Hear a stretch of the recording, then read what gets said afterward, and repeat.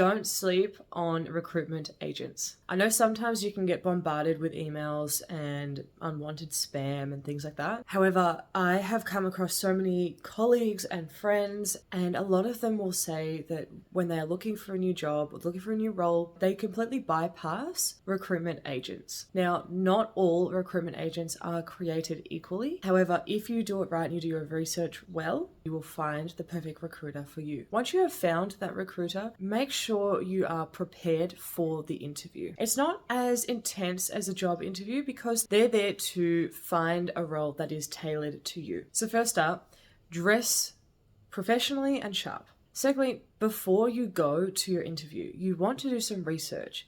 You don't really want to go in there with no information whatsoever. Even if you are the most junior person out there, do a little bit of research into some areas where you want to explore. Do not lie to the recruiter and do not lie in your resume because you will need to provide them your resume and have an idea of where you don't want to go. If you don't want to go to a certain area, say an area of law that you really don't like, state that. You don't have to give them a whole paragraph of why you don't want to go to that area.